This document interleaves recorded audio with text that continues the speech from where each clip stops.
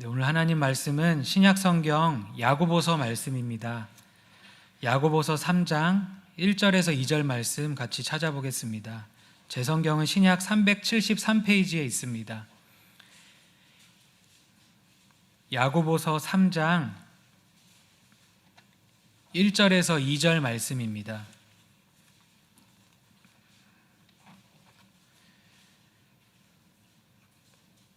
우리 다 찾으셨으면 야고보서 3장 1절 2절 한 목소리로 함께 합독하시겠습니다. 시작. 내 형제들아, 너희는 선생된 우리가 더 큰 심판을 받을 줄 알고 선생이 많이 되지 말라. 우리가 다 실수가 많으니 만일 말에 실수가 없는 자라면 곧 온전한 사람이라. 능히 온 몸도 굴레 씌우리라. 오늘 말씀의 제목은 우리의 언어 생활을 돌아봅시다. 우리의 언어 생활을 돌아봅시다 라는 제목으로 같이 말씀을 보겠습니다. 야고보는 앞선 2장에서 행함이 없는 믿음은 죽은 믿음이며 그렇기 때문에 참된 믿음에는 반드시 행함이 따른다고 이렇게 말을 했습니다. 그리고 이어서 3장에서는 성도들의 언어 생활에 대해서 교훈을 하고 있습니다. 그래서 그 행함 가운데 우리의 언어 생활이 포함되죠. 그래서 성경 곳곳에서 하나님을 믿는 사람들이 어떻게 언어 생활을 해야 되는지 잠언에도 말씀하시고 서신서에도 말씀하시고 예수님께서도 말씀을 하십니다. 그리고 뒷장인 4장에는 성도 간의 서로 다툼과 비방하는 것에 대해서 야고보가 이렇게 경고를 하고 있습니다. 그래서 학자들이 야고보서 3장에 언어 생활에 대해서 쭉 말씀을 하시거든요. 근데 상당히 강한 어조로 혹독하게 언어 생활을 야고보가 말을 하고 있는데 그 이유가 당시 초대교회 안에 일어났던 다툼이나 분쟁의 그 발단이 성도들 간의 그런 아직 미성숙한 신앙에서 나온 잘못된 말의 사용에서 그런 다툼과 분쟁이 시작된 것이다. 그렇기 때문에 지금 야고보가 3장에서 언어 사용에 대해서 이렇게 교훈하고 있다 이렇게 말을 합니다. 1절부터 한번 같이 보겠습니다. 1절에 보면 내 형제들아, 너희는 선생된 우리가 더 큰 심판을 받을 줄 알고 선생이 많이 되지 말라 이렇게 말을 하고 있습니다. 그래서 여기서 선생이라는 것은 교회 안에서 하나님의 말씀을 가르치는 그 사람을 의미하죠. 그래서 야고보가 자신을 포함해서 선생된 우리가, 야고보는 예수님의 형제였잖아요. 이 야고보서를 기록한 것을 학자들은 대부분 예수님의 형제였던 그 초대교회 지도자였던 그 야고보라고 말을 하는데 초대교회 지도자였잖아요. 그 자신을 포함해서 선생된 우리가 더 큰 심판을 받기 때문에 많은 사람이 선생이 되지 말라 이렇게 금지하고 경고를 하고 있습니다. 왜 선생된 우리가 더 큰 심판을 받는지를 2절에서 설명을 하고 있습니다. 원문 성경에 보면 2절이 왜냐하면으로 시작되기 때문이에요. 2절 한번 같이 읽어보겠습니다. 2절입니다. 시작. 우리가 다 실수가 많으니 만일 말에 실수가 없는 자라면 곧 온전한 사람이라. 능히 온 몸도 굴레 씌우리라. 성생된 우리가 더 큰 심판을 받는 이유는 왜냐하면 우리가 다 실수가 많기 때문이라는 거예요.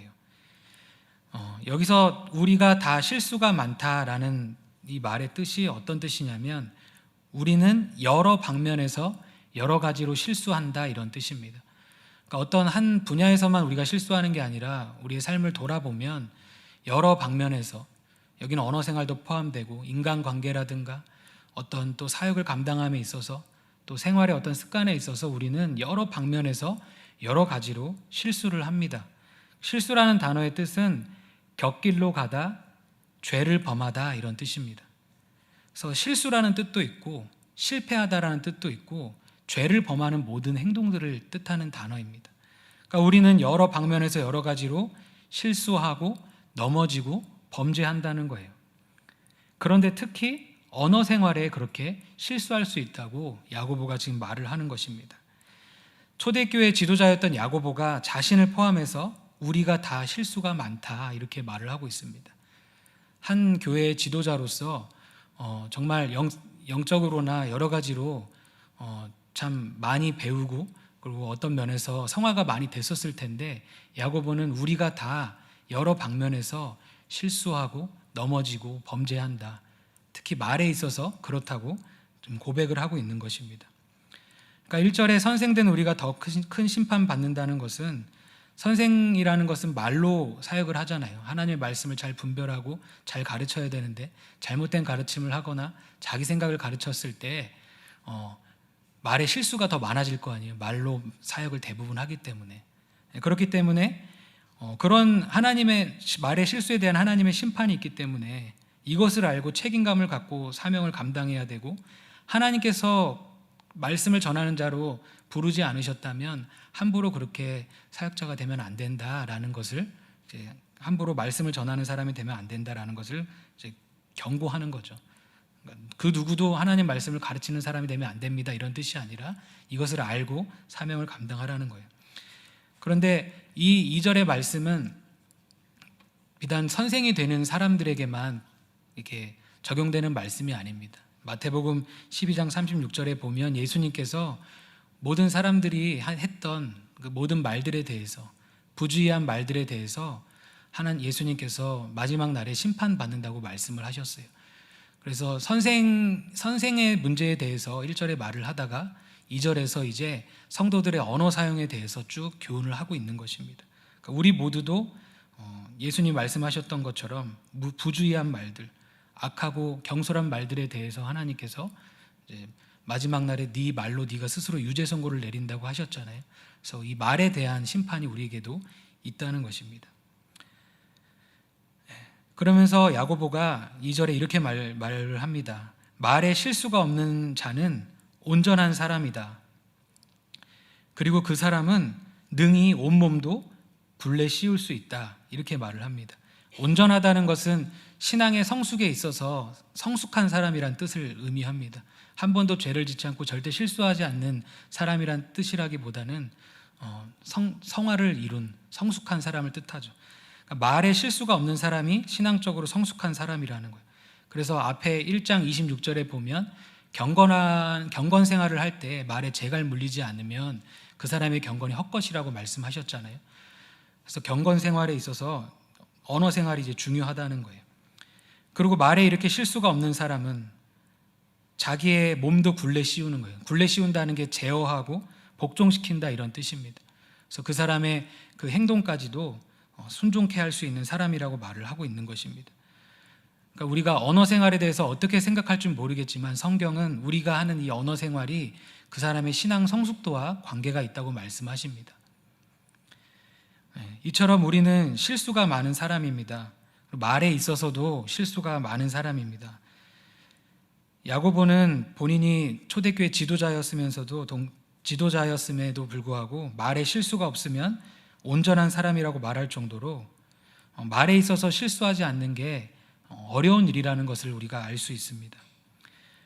우리가 이 사실을 인정하고 인지할 때 언어 생활을 제어하기 위해서 노력하고 하나님께 은혜를 구하기 시작할 것입니다.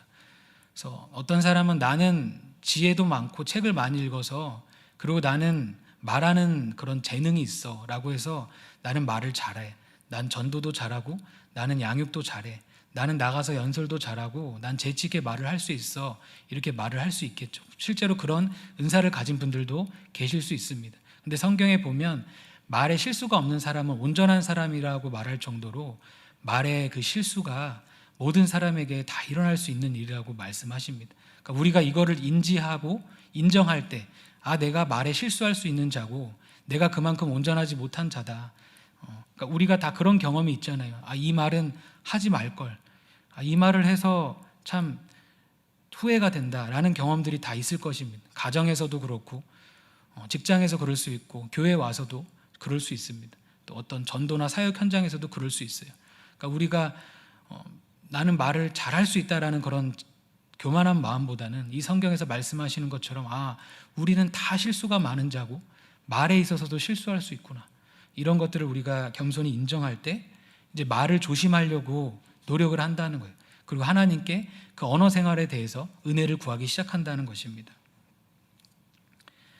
우리 3절에서 6절 말씀도 한번 읽어보겠습니다. 3절에서 6절까지 말씀 함께 읽겠습니다. 시작. 우리가 말들의 입에 재갈 물리는 것은 우리에게 순종하게 하려고 그 온몸을 제어하는 것이라. 또 배를 보라. 그렇게 크고 광풍에 밀려가는 것들을 지극히 작은 키로서 사공의 뜻대로 운행하나니 이와 같이 혀도 작은 지체로 돼 큰 것을 자랑하도다. 보라, 얼마나 작은 불이 얼마나 많은 나무를 태우는가. 혀는 곧 불이요 불의의 세계라. 혀는 우리 지체 중에서 온 몸을 더럽히고 삶의 수레바퀴를 불사르나니 그 사르는 것이 지옥불에서 나느니라. 이 혀에 대해서 야고보가 어떻게 말을 하는지 한번 들어보시길 바랍니다. 야고보가 3절 4절에서 말들, 그 짐승 말들의 입에 재갈을 물려서 그 말을 제어하는 것과 또 큰 배를 지극히 작은 키를 가지고 방향을 정해서 가는 것을 비유로 말을 하면서 상대적으로 작은 재갈과 키가 그가 속한 전체를 좌우하는 것처럼 사람의 지체 중에 입술이라는 것은 지극히 작은 지체지만 그 혀가 그 사람 전체를 좌우하고 뿐만 아니라 그 주변에까지 영향을 끼칠 수 있다는 것에 대해서 지금 비유를 통해서 말을 하고 있습니다. 그런데 이 혀는 부정적인 면에서도 사용이 될 수 있다고 말을 하고 있어요. 그 5절 끝에 보면 얼마나 작은 불이 얼마나 많은 나무를 태우는가. 그래서 최근에도 저희 나라에서 산불이 일어났잖아요. 경북 지역에서 산불이 일어났을 때 제가 그 지역을 지나갔을 때 차로 몇십 분을 달려도 산이 다 까맣게 타 있었어요. 근데 그 많은 양의 넓은 산을 태우는 그 시작점은 작은 불꽃 하나였잖아요. 그리고 그 불꽃이 처음에는 작지만 이게 불이 붙어서 건초에 불이 붙고 마른 그런 건초에 불이 붙어서 퍼져나갈 때는 이거를 제어할 수 없고 삽시간에 다 태웠습니다. 이것처럼 우리의 언어 생활이 그렇다는 거예요.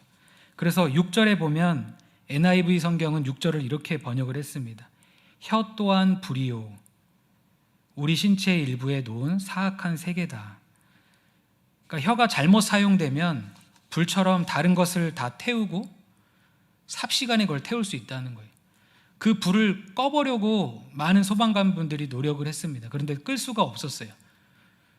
그것처럼 우리의 입에서 한번 나간 말은 이제 우리가 다시 그걸 주워 담을 수가 없잖아요. 통제할 수가 없잖아요. 걷잡을 수 없을 정도로 이게 퍼져나갈 수 있는 게 바로 말이라는 거라는 거예요. 그래서 이게 긍정적인 면에서 복음이 전파되고 사람을 살리고 세우는 언어로 전파가 되면 많은 사람들이 유익을 누리게 되겠지만 그것이 절제되지 않은 그런 무익하고 악한 말일 경우에는 그것이 퍼져나가서 어떤 한 사람의 인격을 죽이기도 하고 상처를 주기도 하고 교회 공동체에 분쟁을 일으키기도 할 수 있다는 거예요. 그래서 혀의 위험성이 이렇게 크다는 것입니다. 그리고 혀는 불의한 모든 것을 쏟아내는 사악한 세계라고 말씀하시고 그래서 온몸을 더럽히고 삶의 수레바퀴까지 다 불사른다는 거예요. 삶의 수레바퀴라는 것은 학자들이 설명하는 것처럼 한 사람 인생의 전 과정을 뜻합니다. 그러니까 이 말이라는 것은 평생 조심하지 않으면 한 사람의 인생을 따라다니면서 인생 전체를 더럽히고 태울 수 있는 게 바로 말이라는 거예요. 그리고 그 불은 지옥불에서 난다 이렇게 말씀하십니다. 이처럼 혀는 작은 것이지만 잘못 사용되었을 때 자기 자신이 더러워지는 것은 물론이고 주변에 있는 사람까지 이렇게 악한 영향을 끼칠 수 있다는 거예요. 그래서 참 언어라는 것은 물리적인 무기는 아니지만 많은 사람들에게 정말 깊은 상처를 줄 수 있는 게 말이잖아요. 실망을 주고 낙심을 주고 화나게 만드는 게 말입니다. 우리가 가정에서 무기를 들고 싸우는 것이 아니라 입술로 주로 싸우게 되잖아요. 그래서 어떤 말은 정말 이렇게 상처를 깊이 주는 칼로 찌르는 듯이 말하는 사람이 있다고 잠언에도 말씀하시잖아요. 그래서 이 말이라는 것은 한번 내뱉어지면 제어하기가 힘들고 통제할 수가 없고 이것이 퍼져나가서 많은 사람들에게 이런 안 좋은 영향을 끼칠 수 있다고 야고보가 지금 경고하고 있는 것입니다. 근데 문제는 무엇이냐면 7절과 8절에 보면 이런 혀가 능히 길들일 사람이 없다는 거예요. 이런 혀를 능히 길들일 사람이 없다고 말을 하고 있는 것입니다. 8절 끝에 이 혀는 쉬지 않은 악이고 죽이는 독이 가득해서 계속 범죄하고 다른 사람들을 죽이는 이런 말을 계속 나오게끔 하는 게 혀인데, 이 혀를 길들일 사람이 없다는 거예요. 인간이 많은 동물이나 식물들은 다 길들여 왔는데, 다 길들였는데 유독 자신의 혀는 인간이 길들일 수가 없다고 말을 하는 것입니다.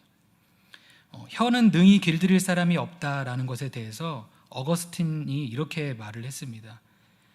제가 한번 읽어드릴게요. 그는이라는 것은 야고보를 뜻해요. 야고보는 아무도 혀를 길들일 수 없다고 말하지 않았다. 그는 사람 중에는 아무도 길들일 수 없다고 하였다. 따라서 혀가 길들여진다면 우리는 이것은 하나님의 은혜와 도움과 긍휼 때문이라고 고백해야 한다. 그러니까 사람이 뱀도 기르고 막 독거미도 기르고 바다에 사는 동물들도 기르고 다 했는데 혀는 길들인 사람이 없다는 거예요. 근데 사람은 할 수 없지만 하나님은 하실 수 있다는 게 성경에 보면 그렇게 나와 있습니다. 그렇기 때문에 내가 말을 잘해, 나는 실수 없어, 이렇게 혹시라도 이렇게 고백한다고 할 때, 이것이 나의 어떤 지혜 때문에, 나의 그런 노력 때문에 된 것이 아니라 하나님의 은혜가 있었기 때문이라고 고백을 해야 되는 거예요. 설교를 마치고 나서도 모든 목회자분들이 항상 감사 기도하고, 또 어떤 부분에 있어서 잘못 사용된 게 있으면 회개 기도하는 이유가 바로 거기에 있는 것입니다. 그래서 다윗도 시편 141편 3절에 보면 이렇게 기도를 했습니다. 여호와여, 내 입에 파수꾼을 세우시고 내 입술의 문을 지키소서. 구약에서 정말 의인 중에 한 명으로 꼽히는 다윗도 그가 자기의 입술을 지키기가 어려웠습니다. 그래서 하나님께 내 입술을 지켜달라고 기도했다는 거예요. 그러니까 우리도 당연히 기도해야겠죠. 또 오순절 마가의 다락방에서 120명의 사람에게 성령 충만이 처음 임했을 때 불의 혀 같은 것이 각 사람에게 내려서 그때 처음 일어났던 성령님의 은사가 성령이 말하게 하심을 따라 말하기 시작했다는 그 방언의 은사였습니다. 그러니까 구원받고 우리가 신앙생활을 시작할 때 성령님께서 우리의 혀를 이렇게 훈련하시고 다루시기 시작하세요. 그래서 언어 생활을 신앙생활과 따로 떼놓고 절대 생각을 할 수가 없습니다. 성령님의 인도를 받는다고 할 때 여러 분야가 있겠지만 반드시 언어 생활에 대한 이런 인도를 받는 훈련들이 반드시 있습니다. 그래서 혹 우리 가운데 성령님께서 말하게 하심을 따라서 이렇게 말하는 그 훈련들을 그건 방언기도를 의미하는 거지만 평상시의 삶 가운데도 아무 이런 부절제하게 생각 없이 함부로 말하는 혹시 그런 분이 혹시 계시다면 내 안에 계신 성령님을 이렇게 인식하면서 이렇게 양심에 거리끼는 말은 하지 않고 주님께서 감동 주시는 말을 하는 그런 훈련들을 해볼 수 있길 바랍니다. 잠언 10장 19절에는 이런 말씀이 있습니다. 말이 많으면 허물을 면하기 어려우나 그 입술을 제어하는 자는 지혜가 있느니라. 입술을 제어한다는 것은 입술을 억제하고 저지하고 입술을 삼가다, 이런 뜻입니다. 아무래도 말을 많이 하게 되면 그만큼 허물을 많이 맺게 된다는 거예요. 그러니까 구약의 말씀이나 신약의 말씀이 똑같아요. 그래서 말을 많이 하고 제어하지 않으면 말의 실수가 그만큼 많다고 말을 합니다. 그래서 입술을 억제하고 저지하라는 거예요. 그렇기 때문에 우리는 언어 생활을 위해서 우리의 언어 생활을 제어하고, 그리고 하나님의 도움을 구하고 성령님의 인도하심을 받아서 언어 생활을 하는 훈련들을 해 나가야 합니다. 그래야 그 혀가 부정적인 면에서 사용되지 않도록 이렇게 우리의 혀가 순종이 될 거예요.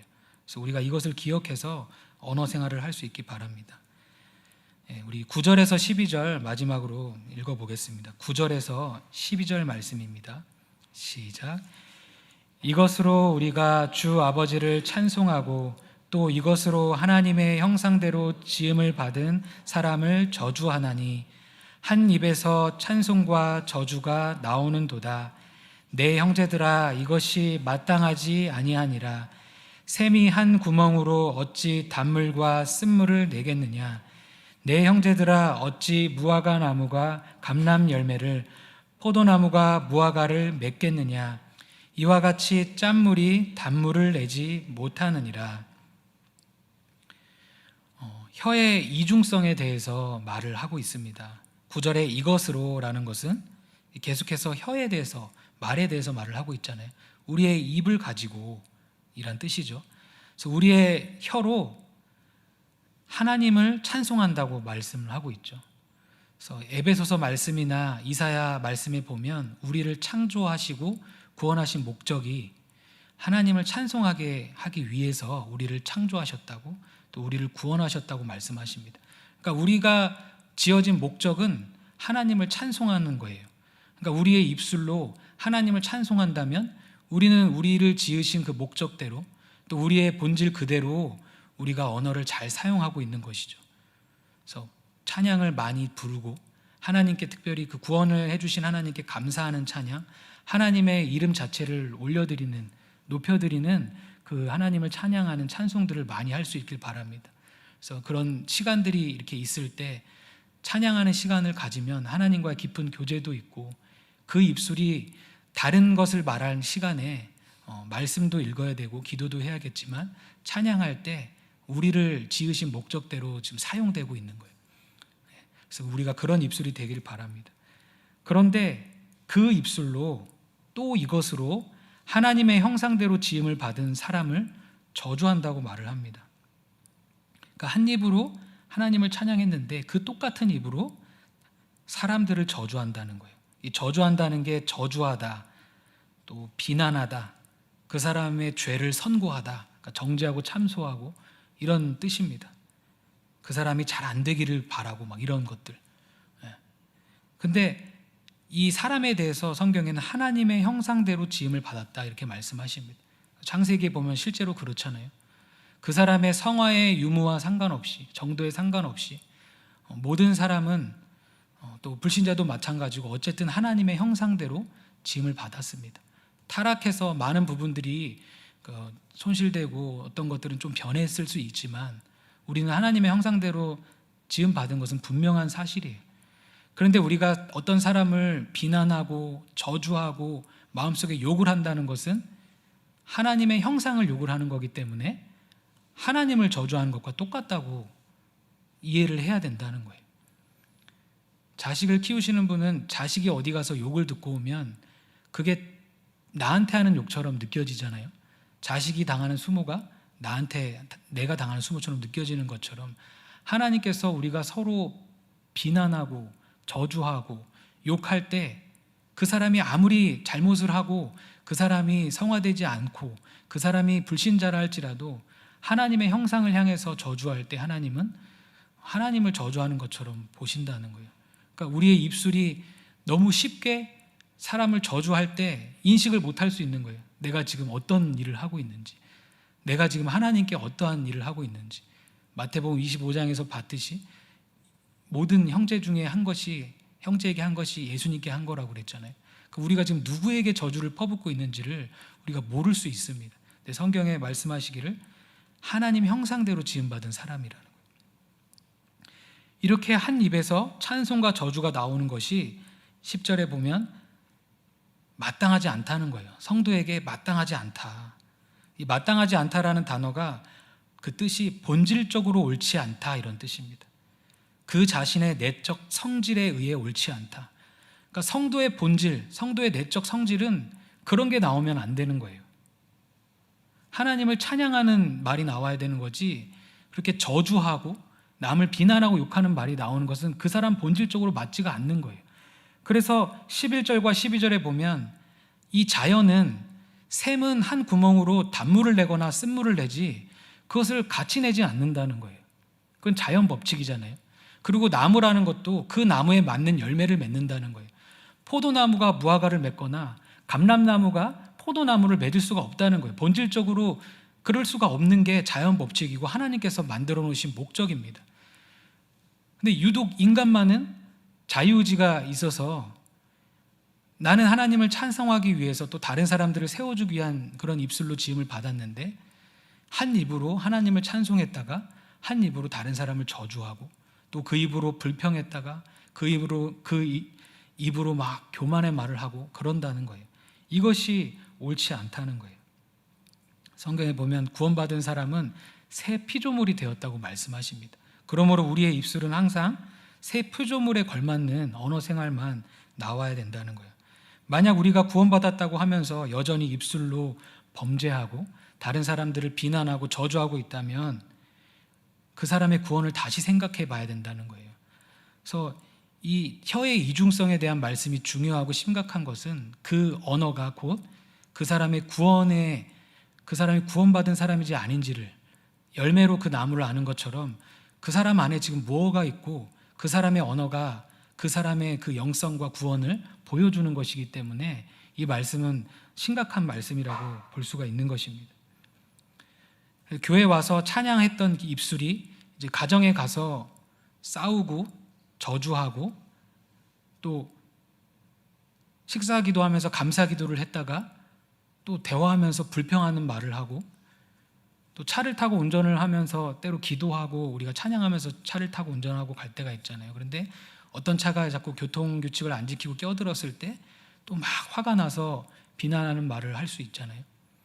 막 교만한 말을 하고 불신앙의 말을 하고 덕을 세워주지 않는 말을 하고 함부로 말을 하고 잘못된 말을 하고 악독한 말을 하고 음란한 말을 하고, 근데 교회 와서는 주님을 찬양하고 말씀도 낭독하고 또 때로는 전도하고 양육할 때 셈에서 두 가지 물이 나가고 있잖아요. 그래서 하나님께서 보실 때 뭐가 맞는지 모르시는 거예요. 그러니까 하나님은 아시지만 하나님께서 보실 때 뭐가 진짜 너냐, 뭐가 너의 본질을 내가 뭐로 믿어야 되냐, 너가 정말 구원받은 사람이냐, 그 안에 성령님이 계시는 하나님의 자녀가 된 사람이 맞느냐, 너의 입술이 나를 찬양하는 입술이냐 사람들을 욕하는 입술이냐, 이렇게 하나님께서 무엇을 믿어야 되는지 우리에게 물어보실 수 있을 것 같아요. 그래서 우리가 하는 이 언어가 단순히 그냥 언어가 아니라 그 사람의 영성과 마음을 보여주는 겁니다. 그래서 예수님께서도 말씀하셨잖아요. 사람 마음에 가득한 것이 입으로 나온다고. 그러니까 언어 생활의 문제는 결국 마음으로 가게 돼 있어요. 야고보도 언어에 대해서 말을 하다가 결국 마음 문제를 이제 교훈합니다. 그래서 언어 생활이라는 것은 결국 내 마음에 있는 것, 나의 영성, 나의 신앙의 성숙도, 내가 어떤 것을 마음에 계속 쌓아왔는지, 예수님의 성품을 묵상하고 성경을 읽고 선한 것을 쌓아왔다면 그런 말들이 나갈 거고, 내가 누군가를 미워하는 마음을 계속 생각하고 자기를 묵상하고 하나님을 의지하지 않았다면 계속 교만한 말이 나올 거고, 계속 상황의 어려움을 봤다면 하나님의 말씀보다 하나님의 능력보다 상황들을 계속 지켜봤다면 계속 불신앙의 말들을 하게 될 거고, 그래서 우리가 하는 그 말이 내가 진짜 구원받은 사람이냐, 내가 정말 하나님을 믿는 사람이냐, 이것을 다 보여주는 표지가 된다는 것입니다.